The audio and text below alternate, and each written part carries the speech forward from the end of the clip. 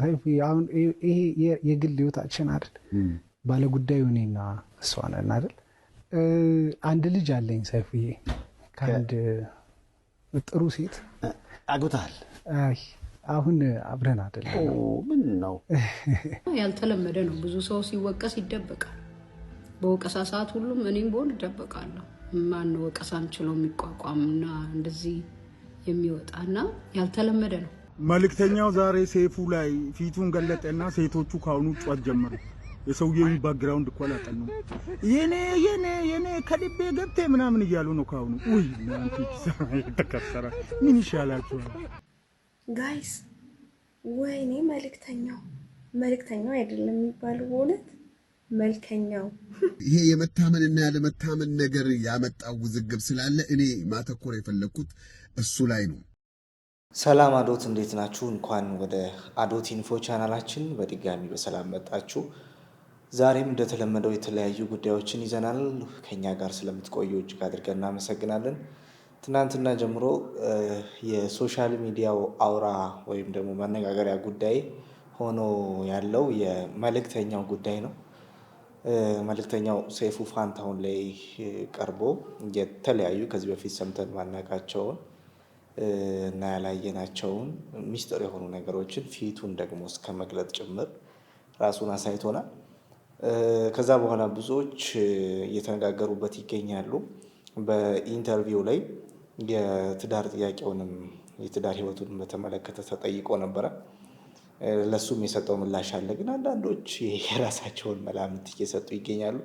መልእክተኛው ላይ ፎከስ አድርገን ብዙ ሰዎች የሰጡትንም እሱን በተመለከተ አስተያየት አብረን በጋራ እንመለከታለን።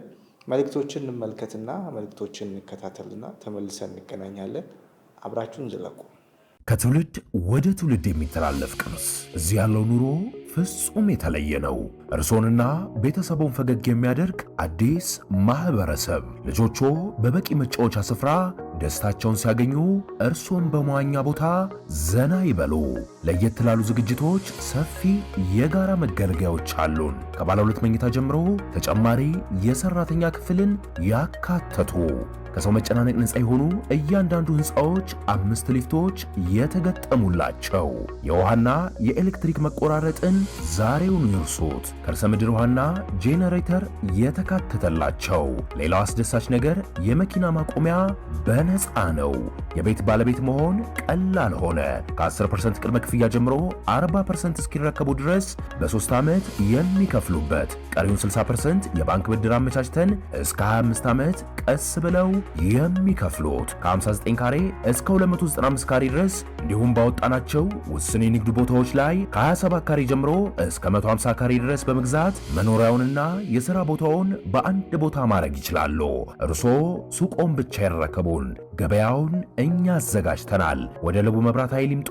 የትውልድ ቦታውን ሳይሆን የሕይወት ቦታውን ዛሬውኑ ይደውሉና ቤተሰብ ይሁኑ።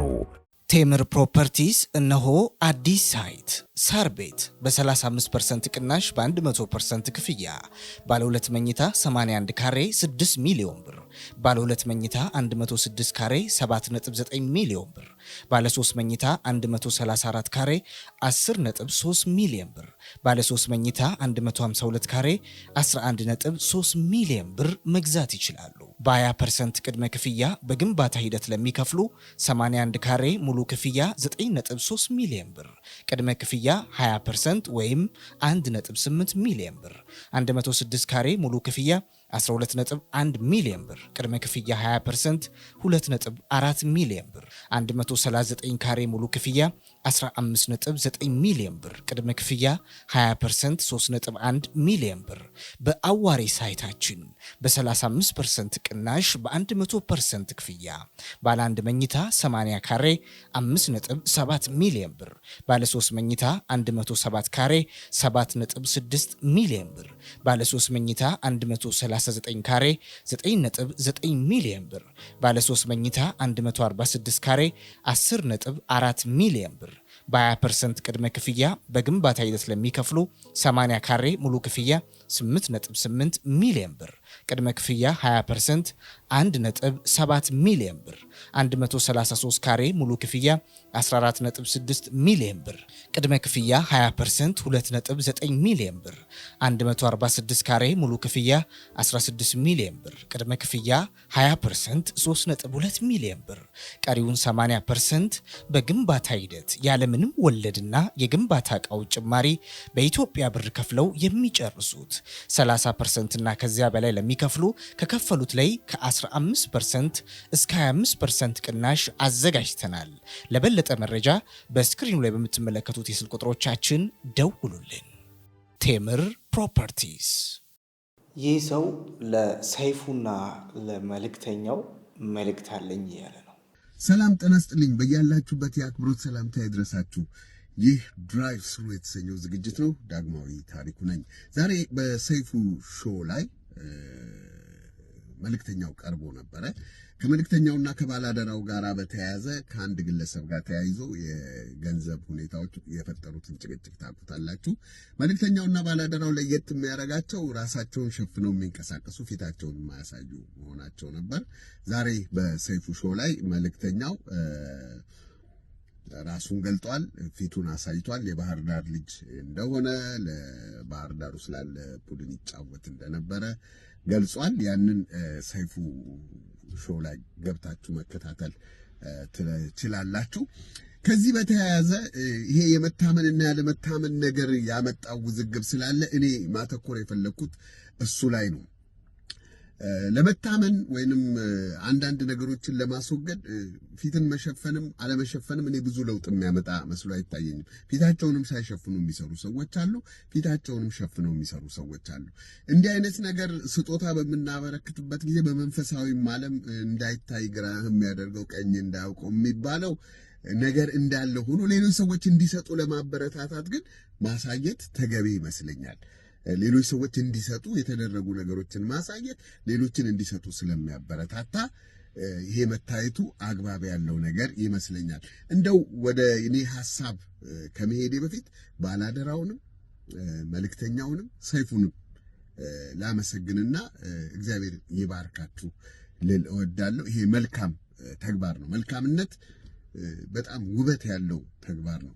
ለምድሩም ለሰማዩም የሚሆን ነገር ነው። ታማኝነት ለማድረግኘት ምን እናድርግ የሚለው አሰራሩን ወደ ኢንስቲትዩሽን ደረጃ ማሳደግ። ብዙ የኛ ሀገር ሐሳቦች ባጭር የሚቀሩት ምንድነው? ባሉበት ቆሞ ይቀራሉ። እንደ ግለሰብ እኔ ያስበውና እኔ ጋር ይቀራል ያ ነገር ግን ወደ ተቋም ደረጃ እንዲያድግ ኢንስቲትዩሽን እንዲፈጠር ኦርጋናይዜሽን እንዲፈጠር መደረግ አለበት። ወርልድ ቪዥንን የመሰረተው ሰው ኮሪያም ህንድም ሩቅ ምስራቅ ከሁለተኛው ዓለም ጦርነት በኋላ ከሆኑት ብዙ ነገሮች በነበረው ድህነት አይቶ ነው።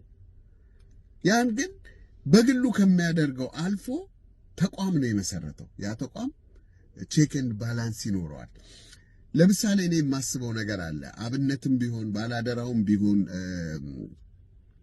መልእክተኛውም ቢሆን ተቋም ነገር ቢፈጥሩ 4 ወይ 5 የቦርድ አባላት ቢኖሯቸው ኦርጋናይዜሽናል ስትራክቸሩ ቢሰራ እንደዚህ አሁን ኦርጋናይዜሽናል ስትራክቸሩን ለመስራት ኢንጂነር ጌቱ ለምሳሌ በማኔጅመንት በጣም ጥሩ አማካሪ ናቸው። ቮለንቲር ሁሉ ሊያደርጉ የሚችሉ ሰዎች ናቸው። ሌሎችም ብዙ አሉ ከሳቸውም ጋር የሚሰሩ ሌሎችም እና ተቋም ቢፈጥሩ ያ ተቋም የወጣውንም የገባውንም የሚቆጣጠር የሚመለከት። በሁለተኛ ደረጃ እኔ አላግባብ የሆነ ስጋትና ፍርሃት ሊገባቸው አይገባም።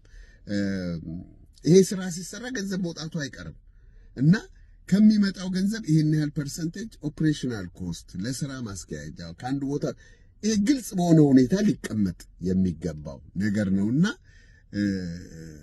እኔ ምንም እንትን አላልኩም፣ ተጠቃሚ አይደለሁም፣ ይሄ ሆኗል ብሎ ከመወዛገብ ተቋም ለምን አትፈጥሩም?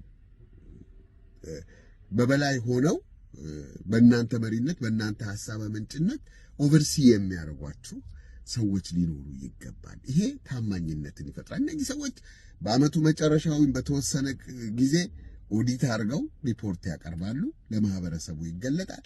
እናንተም አትጨናነቁ።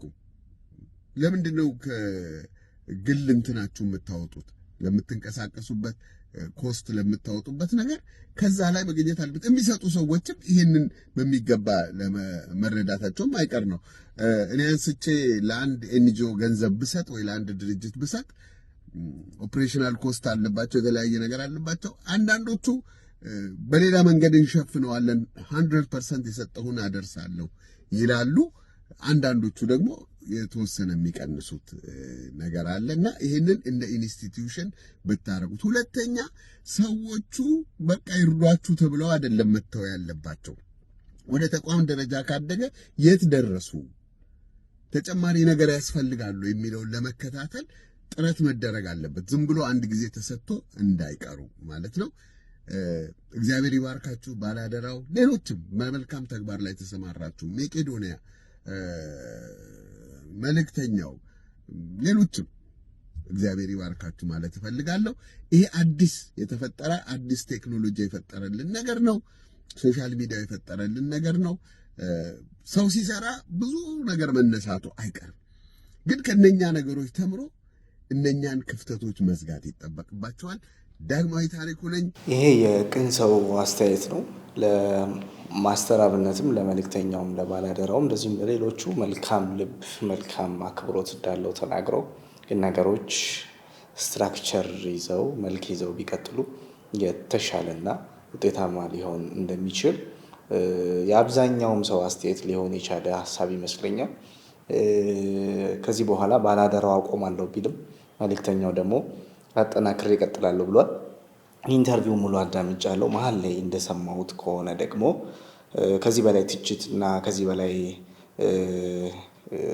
ተቃውሞ ቢቀጥምህ ወደፊት ለመቀጠል ዝግጁ ነው ወይ የሚል ጥያቄ ከሰይፉ ቀርቦለት የመለሰው መልስ እኔ ደካማ ነኝ፣ ሰው ነኝ፣ ከቻላችሁ አታብዙብኝ ነው ያለውና ሰው ከመሆናችን ደካማ ከመሆናችን ጋር ተያይዞ እሱም እንዳለው አታብዙብኝ እንዳለው የሆነ ሊሳሳት የሚችለው ነገር ስለሚኖር በዚህ መልኩ ማስኬድ ጥሩ ነው የሚል መልካም መልእክት ያለው ሀሳብ ይመስለኛል። ወደ ቀጣዩ ቪዲዮ እንሂድ። ይህንን ቪዲዮ ስታዩት ከምስሉ ጋር አብሮ የተለጠፈ ምስል አለ። ያው መልእክተኛው ትናንትና በነበረው ቪዲዮ ስለ ግል ህይወቱ ስለ ትዳር ህይወቱ ተጠይቆ ወንድ ልጅ እንዳለው አምነን የሚባል ወንድ ልጅ እንዳለው ተናግሮ ነበረ። እንደዚህ በቪዲዮ እንደምትመለከቱት ማለት ነው። እንደው ስለ ራስህ እስኪ ልጠይቅህ፣ አገባህ ወለድክ? አንድ ልጅ አለኝ ሰይፉዬ፣ ከአንድ ጥሩ ሴት አግብተሃል? አይ አሁን አብረን አይደለም። ምን ነው እግዚአብሔር ፍቃድ አይደል ሁሉ ነገር። አንድ አምነን የሚባል በዚህ አጋጣሚ እሱን የመሰለ ልጅ ስለሰጠችኝ በጣም ነው የማመሰግነው። ቁንጭዬ ልጅ አለኝ፣ 5 ዓመቱ ነው። ጨው ልጅ ነው። አምነን ለአምነን ብናታየ እሟይ ምን ነው ዝም አሉ? እናንተን ለማስታረቅ ጥረት አላረጉም? አሁን ይሄ የግል ህይወታችን አይደል? ሁላችን የምንሄድበት የምንራበት የራሳችን ህይወት ጉዞ ነው ይሄ። እሷ ሀሳብ ትሰጣለች፣ ግን መሀል ላይ ያለውን ዲቴይሉን ሁላችንም ስለማናቅ ባለጉዳዩ እኔና እሷ ነን አይደል? አሁን በግላችን ባለንበት ሁኔታ ተመችቶናል ሰይፉዬ። ከዚህ በኋላ ስላለው እንግዲህ ደግሞ ለሱ መስጠት ነው። ያው ግን ስናየው አምነንን ስናይ እኛ ራሳችን እንደገና ይታረቃሉ ብለን አምነን በጉጉት እየጠበቅን ነው። እስኪ ተነግላችሁ እንዲያበቃ አልፈልግም። እንዲያበቃ ከተፈለገ ሰው ላይ የሆነ ነገር መጫን ይሆናል ለሷ ማለት ነው። ያ ደግሞ መልካም አይደል። ስለዚህ እሱ የሚያደርገው እግዚአብሔር የሚያደርገው እንዳለ ሆኖ ሁለታችን የየራሳችን ህይወት ምዕራፍ ላይ ነን አሁን እና አሁን ያኛውን ነገር አነካክቶ መተው ለዛም ሰው ተስፋ ለኔም ደግሞ ለህዝቡም ሌላ አይነት ኢሜጅ መስጠት ይሆናልና ስለዚህ መደብደብ ያልወደድከው መልካም ከመመኘት ነው። እንደዚህ አይነት ቪዲዮዎች እንደዚህ አይነት ሀሳቦች አስተያየቶች እየተሰጡ ስላሉ ነው። ያው ሁላችሁም እንደምታውቁት ናንሲ ካሪዝማ የምትባል ሴት ልጅ ነው ያለቻት። እሱ ደግሞ አምነን የሚባል ወንድ ልጅ እንዳለው የምታውቁ ሰዎች ከካሪዝማ ጋር ከናንሲ ጋር የተያያዘው ጉዳይ መሰረተ ቢስ ወሬ እንደሆነ ትረዳላችሁ ብዬ አስባለሁኝ። እስቲ ቀጣዩን ቪዲዮ እንመልከት። ሶሻል ሚዲያ ላይ ከመጠቀም ከጀመርኩ ወደ 5 ዓመት ሊሞላኝ እና በዚህ ደረጃ ሰው ትሁት ሲሆን አይቻላቅም። የመጨረሻ ትሁት ገባችሁ? እኛ በአንድ ምሽት ስሙን ለማጥፋት በሄድነው ርቀት ዛሬ ላይ ማስኩን እንዲያወልቅ አስደረገው። በጣም ይደብራል። በጣም ነው ያዘነው። የመጨረሻ ነው ያዘነው። እግዚአብሔር ነው የምላችሁና ስለዚህ ሁላችንም ይቅርታችንን በመናረጋግጣል መሰላችሁ። ሁላችሁም ይሄ ቪዲዮ ሼር አድርጉ፣ ለብዙ ሼር አድርጉ። ቲክታክ ክሬቲቭ አዋርድን እንዲያሸንፍ በማድረግ ሰርተሃል፣ ትችላለህ፣ ለኛም እንደ ይቅርታ ነው ብለን ይሄን ዋንጫ እጁ እንዲገባ ማድረግ አለብን። ሁላችንም እሺ፣ ሁላችሁም ሊንኩ የኔ ባዮ ላይ ያላችሁ ሁላችንም ቮት ልናደርግ ይገባል። ሰይፉ ሲጠይቀው ምርጫ ቅስቀሳ አድርግ ብሎ ሲለው ሰርቻለሁ ብዬ አላሰብኩም። ስለዚህ ምርጫ ቅስቀሳ አላደረግም። ህዝቡ ግን ሰርታል ብሎ ካመነ ያርግን ያልከለከለውም ብሏል። ስለዚህ እኛ ሰርታል ብለን እናምናለን። እንደገና እንደ ይቅርታም ነው ለኛ። ስለዚህ ዋንጫ እንዳሸንፍ ሁላችንም ቮት ልናደርግ ይገባል። እሺ ገባችሁ? ድጋሜ ገብቶ ይቅርታችሁን ተቀብያለሁ እና ለምትሰጡኝ ድጋፍ ሁሉ አመሰግናለሁ እንዲለን መድረክ ላይ እናረጋለን ማለት ነው። ገባችሁ? ይቅርታችንን እንዲቀበል ማለት ነው። እሺ ሁላችሁም አደራ። መልእክተኛው ላይ ጥርጣሬ ያሳደራችሁም ያላሳደራችሁም በልባችሁም ያሰባችሁም ጥርጣሬያችሁን ይሄን ገንዘብ ሽማግሌውን በልቶ ብላችሁ ያሰባችሁ በልባችሁም ካላችሁ ሁላችሁም ቮት አድርጉ አደራ። ሁላችሁም እና ኮሜንት ላይ ምን ትላላችሁ መሰላችሁ? ስነዬ ወይም መልእክተኛው ከልብ አድርገን እናመሰግናለን። እስከዛሬ ስለሰራው ስራ እናመሰግናለን። ከዚህ በኋላም ለምትሰራው ስራ እናመሰግናለን። ድጋፋችንን አይለይህም፣ ከጎንነን በሉት። ሁላችሁም ኮንታይሽ አደራ፣ ሁላችሁም ከጎንነን አይዞህ በሉት። ስለዚህ ቲክታክ ክሬቲቭ አዋርድ ላይ ግቡ። ሊንኩ ባዮ ላይ ያላችሁ እኔ ላይ ሁላችሁም ቮት አድርጉ። ሁላችሁም አደራ። ስነዬ በጣም እናመሰግናለን፣ እንወድሃለን። ትህትናህን እኛም ለመላበስ ሞክራለን። ያንተን አርአያችንን እንደዚህ አይነት በጎ የሆኑ ለመልእክተኛው መልካም ከማሰብ አንጻር የሚተላለፉ መልእክቶች አሉ። አብዛኛዎቹን ግን ቪዲዮቹን መልእክተኛው በበጎ የተነሳባቸው ቪዲዮዎች ኮሜንት ስመለከት ጉዳዩን ከብሔርና ከዘር ጋር ሄደው የለጠፉ አሉ። ያው መልእክተኛው በራሱ አንደበት ከዚህ ጋር አያይዞት አያውቅም። እስካሁንም እርግጠኛ ነኝ ብዙ ሺህ ሰዎችን ረድቷል ብዬ አስባለሁ። ብዙ ሺህ ሰዎች የመጠቀም ምክንያት ሆኗል። ግን በዚህ ውስጥ አንድም ብሔር፣ ዘር፣ ሃይማኖት ለይቶ ያደረገው ነገር ያለ አይመስለኝም። እጅግ በጣም አሳፋሪነታችንን የቀጠልን ነው የሚመስለው። ምክንያቱም ቼክ አድርጉ፣ አሁን ኮሜንቶቹን ቼክ ብታደርጉ አንዳንድ ደግሞ ቪዲዮ የሚሰሩ ሰዎች አሉና ልጁን የኛ ነው ከሚል የሆነ ጎጥ፣ የሆነ ሃይማኖት፣ የሆነ ብሔርና ዘር ውስጥ የመክተት ሁኔታ እየታየን ያለውና ይሄ እጅግ በጣም አሳፋሪ ነው ብዬ አስባለሁ።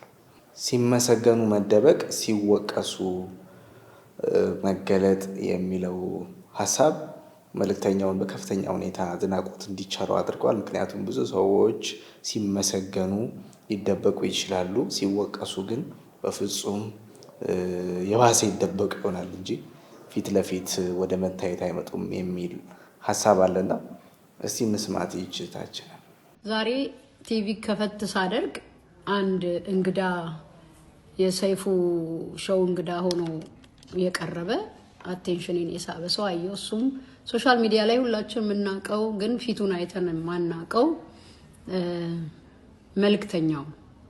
ከዛ ፊቱ ከተገለጠ በኋላ መልእክቶቹም ኢንተርቪውን ቁጭ ብዬ እየሰማው ነበርና እንዴ አንዳንድ ሰው ቅንነቱም ሃምብልነቱም ፊቱ ላይ ሁሉ ይናገራል፣ ፊቱ ራሱ ይናገራልና ኢዝ ቬሪ ሃምብል ፐርሰን። በጣም ቀናውበት።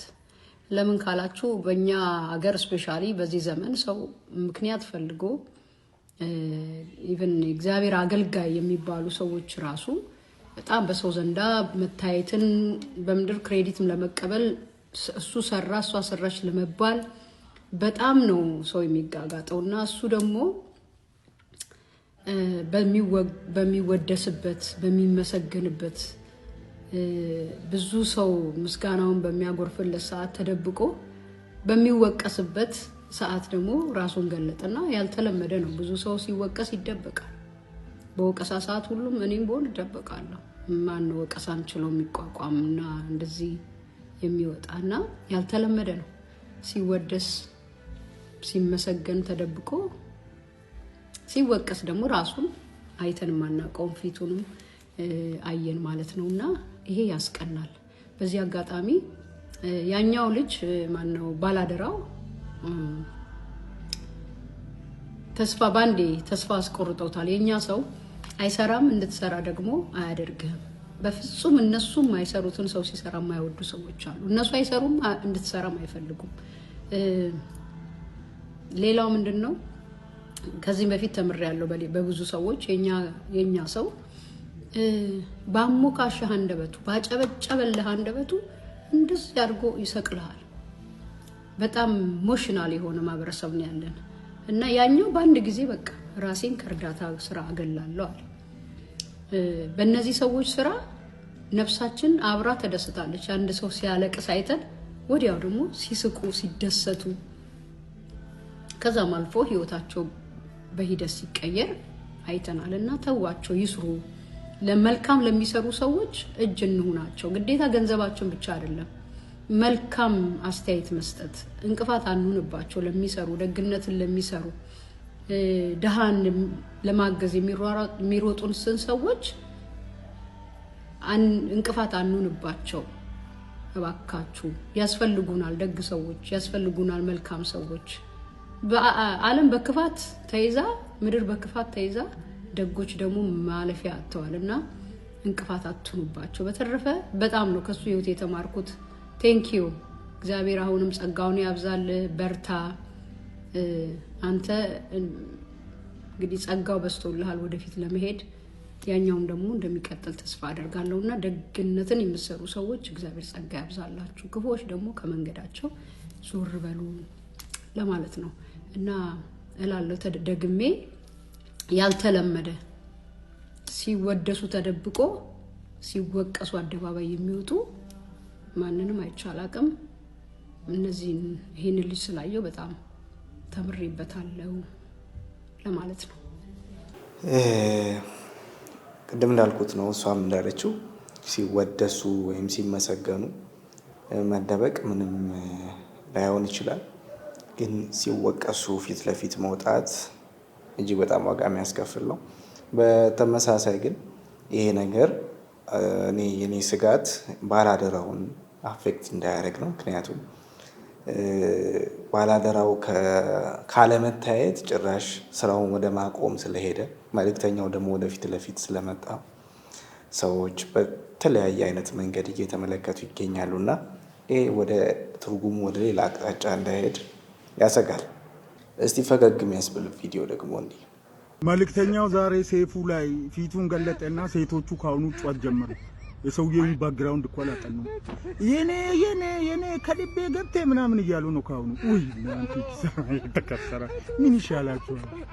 ሰውየው ምን እንደሆነ እንዴት ሳታውቁ ካሁኑ ገብቴ ከልቤ ወይኔ የኔ ፎቶውን ለጥፋት ኤሬሽም ነው እናንተ ኪሳራ የተከሰራችሁ። ኢሞሽናል ዳሜጅ ትዳሪ ኑሮ አይኑሮ ሳታውቁ ካሁኑ ልብሽ ይፍረስ። ሌላም ቪዲዮ ላሳያችሁ ጋይስ። ወይኔ መልእክተኛው አይደለም የሚባለው በእውነት መልከኛው። አሁን እኛ እንዴት ነው የምንተኛው? ይሄ 5 ዓመት የተደበቀ የተሸፈነ ውበት ጎልቶ ወጣ። መልከኛው ብየዋለሁ። ጌታ እንዴት ነው የሚያምረው! በእናታችሁ እስቲ ሁልጊዜ የተሸፈነ ነገር ቆንጆ ነው አይደል ጋይስ?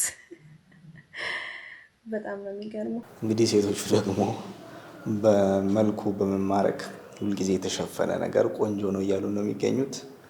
ለማንኛውም ለመልእክተኛው መልካም ፊት የማሳየት እና በዚህ ስራ የመቀጠል ዘመን እንዲሆንለት እንመኛለን። የተመለሱትም ባላደራው ወደ ስራቸው እንዲመለሱ እንመኛለን። ፐርሰናሊም አብዛኞቻችንም የመልእክተኛውን አቋም የመልእክተኛውን ሁኔታ አድንቀናል።